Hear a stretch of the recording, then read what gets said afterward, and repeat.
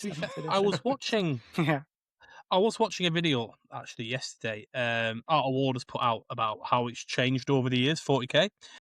I did some research myself. And looked into it. There was some stupid. Everybody says, "Oh, the older editions were the best," but at a competitive level, there was some absolute broken mechanics in there. Like Yeah. the stuff you wouldn't dream of today.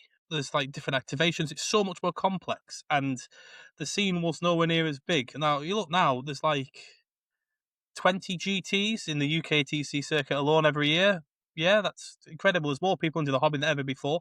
Manchester's sold out already. You can't get a ticket now, which is showing it's really good promise. So I would say that if you wanted to get buried in your list and just build a list, then the older editions might be better. But you would spend 6 hours building a list just for it to break the game, because apparently the older systems used to have kill point system, so there was no objectives in 40k.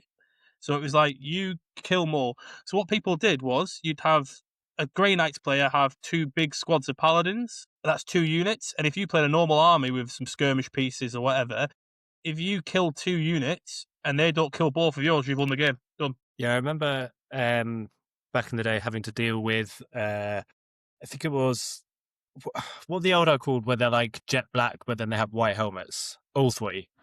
And I think they had the Seer Council, and it was basically just like this massive Death Star block, and like you had to re-roll to hit, re-roll to wound, re-roll, just everything was re-rolled, so they just wouldn't die, but they'd chuck out loads and loads of hits every turn.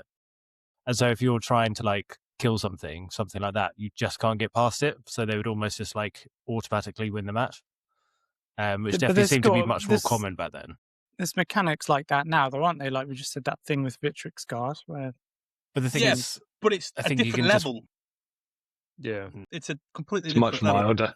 Like to 10th edition, Victrix Guard are broken. Like at the beginning of 10th edition, Eldar were broken. But compared to some of the stuff in the older editions, that's nothing. That's a crack on your windscreen. It's not, the whole windscreen hasn't come off. Like when Tau got released, that gun line was busted. As a Tau player who never played that edition, I've had to deal with the repercussions of that. And I was not even alive. I wasn't even probably alive when that happened. I wasn't alive. I wasn't alive. So I think people love nostalgia, don't they? But when you go back and you actually have it, you realise it's not as good as it was originally. You know, people go, "I play this game again." I think there has been. I'm not going to downplay and say simplification, because it's not that. It's not a simple game to play. But I think they have stripped back a lot of some of the uniqueness of it, because it is now so popular, and it has to be a streamlined system for these tournaments, and that is a big scene. And I don't blame them give them a hard time for it, because you have to move with what your player base wants. And if your player base wants to play tournaments, which we're clearly seeing all across the UK, these events are selling out again and again and again, that there has to be a move to accommodate that. But what I do miss is a bit of the flavour. And you touched on this in part 1, with your character or your unit would have different loadouts, and there'd be a point cost associated with that. Right now, you pick your character and you pick the loadout, and it's the same points. And I think there is a lot of that kind of customizable